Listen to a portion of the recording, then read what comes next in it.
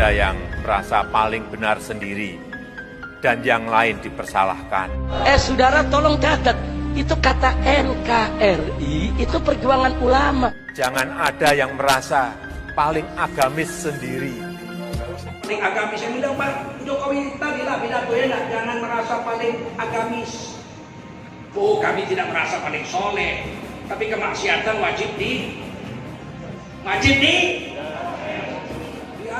diperangi. Karena melanggar hukum negara, melanggar hukum agama, betul? Bagaimana supaya Pak terkuliah? Dua aja. Pertama, jangan ganggu agama kami. Bersihkan semua maksiat itu sesuai dengan aturan negara dan aturan agama. Kami diam. Oh, kami nggak bisa, itu sumber duit kami. Kalau begitu, satu lagi mendiamkan saya. Tembak saya, dah, hati selesai. Besok nggak ngomong lagi. Selagi saya masih hidup, jangan harap. Saya pasti bisa.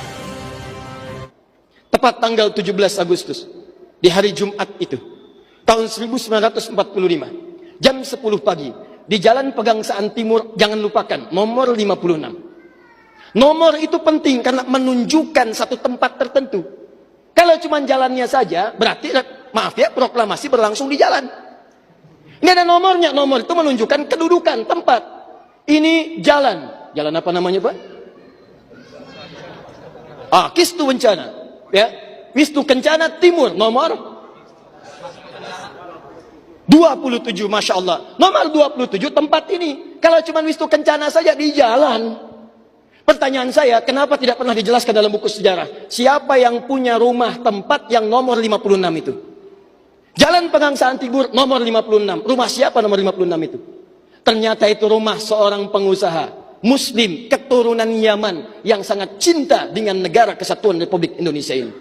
Beliau mewakafkan rumahnya untuk kemerdekaan bangsa Indonesia. Namanya Syekh Faraj bin Marta.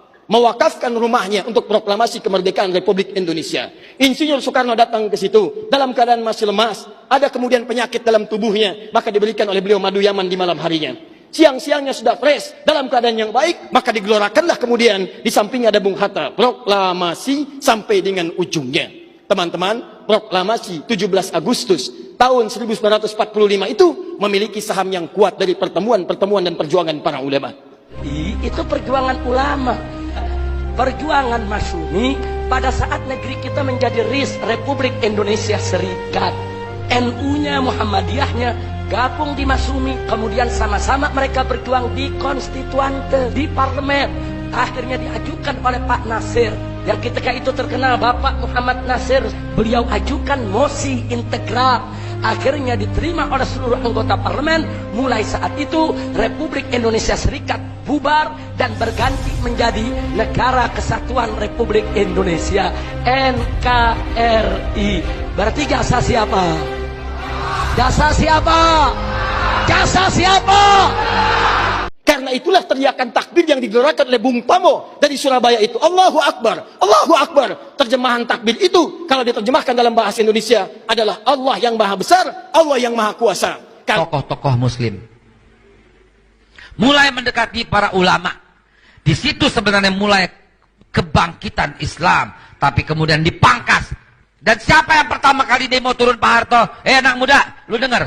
Siapa yang pertama kali turun untuk demo Pak Harto pada waktu itu? 4 kampus. Siapa itu? Pertama, Trisakti. Kedua, Atmajaya. Ketiga, Satya Wacana. Keempat, belum Pak, belum. Ini 4-4-nya masih kampus Kristen yang berafiliasi dengan CSIS. Mau apa ini sebenarnya semua? Pak, saya dosen di 8 universitas pada waktu 98. Aneh tahu bagaimana cara turunnya Pak Harto pada waktu itu. Difitnah habis-habisan. Saya dibayar, kami semua dibayar 100 juta rupiah untuk teriak turunkan Soeharto, turunkan Soeharto.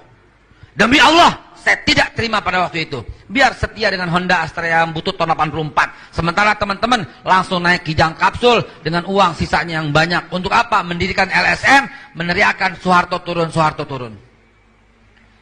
Pengen merdeka tapi belum dapat. Siapa kemudian yang mempercepat keinginan luhur itu? Allah yang maha kuasa. Atas berkat rahmat Allah yang maha kuasa. Dan dengan didorongkan oleh keinginan luhur, maka rakyat Indonesia menyatakan dengan ini kemerdekaannya. Dari situ kemudian jadikan sebagai sila dari 5 dasar sila ketuhanan itu. Ketuhanan yang Maha Esa, sila yang pertama. Siapa ketuhanan yang Maha Esa itu? Dalam pengertian kita, Esa artinya ahad. Qul huwallahu ahad. Ditafsirkan kemudian dengan perlindungan dari negara, pasal 29, ayat 1 untuk dasar negaranya. Negara berdasar atas ketuhanan yang Maha Esa. Karena itu kalau di bumi Indonesia ini ada orang-orang yang anti Tuhan, ada orang-orang yang menolak ketuhanan, sesungguhnya dia sedang melanggar undang-undang. Dan pasal 29 ayat 2-nya, negara menjamin kita untuk menerapkan nilai-nilai ketuhanan dalam bentuk ibadah. Perhatikan bacaannya. Negara menjamin kemerdekaan tiap-tiap penduduk untuk memeluk agamanya masing-masing dan beribadah menurut agama dan kepercayaannya itu. Bagi kita, pengajian adalah ibadah. Salat adalah ibadah. Zakat adalah ibadah. Taklim seperti ini adalah ibadah. Jadi taklim pun dilindungi oleh undang-undang, taklim pun didukung oleh negara, dan kalimat takbir pun itu adalah kalimat takbir yang tertuliskan dalam undang-undang dasar kita.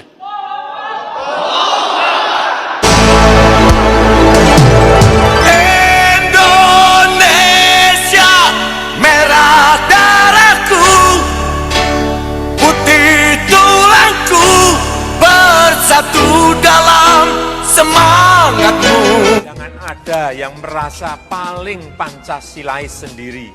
Saya Jokowi, saya Indonesia, saya Pancasila.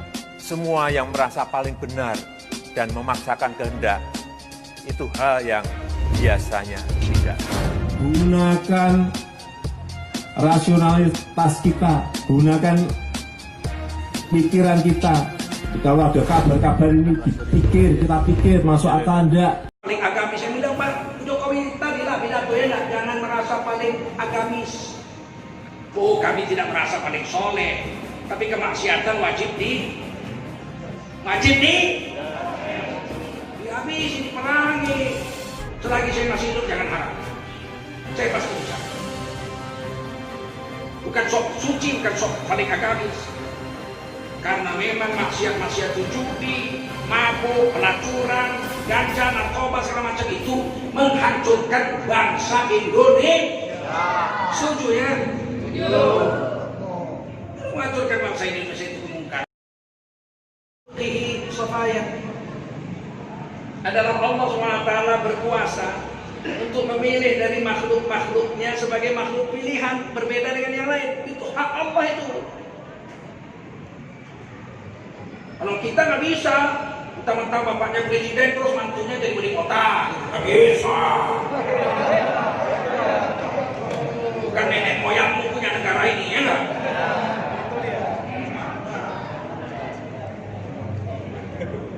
Terus anaknya mau jadi wali kota, terus besannya mau jadi bupati, ntar lagi bininya jadi menteri.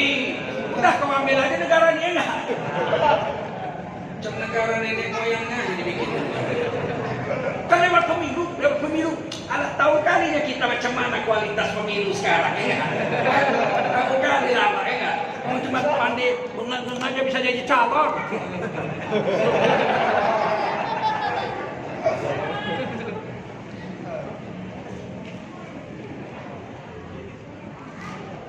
Kalau kita diangkat jadi pejabat, milih pembantu-pembantu kita itu nggak semau kita. Saya misalnya jadi wali kota Medan, adik saya masuk pegawai negeri, golongan 3A, sarjana. Wah, bisa saya angkat jadi kepala dinas, pangkatnya kurang, paham? Harus golongan 4B baru bisa jadi kepala dinas. Jadi ada aturan. Kalau Allah fa'al lima yurid, apa saja yang Allah mau buat, terserah Allah, nggak ada yang bisa protes, betul? Dan Allah tidak mau mengambil makhluknya yang nggak hebat jadi orang hebat, nggak mau Allah. Kalau memang maling aja itu di sisi Allah. Nggak mungkin diangkat Allah maling jadi imam. Maling ayam terkenal di kampung ini, maling ayam, imam sholat isya. Semua orang kampung tahu dia maling. Begitu dia baca, ghairil maghdubi alaihim waladdallin, yang di belakang bilang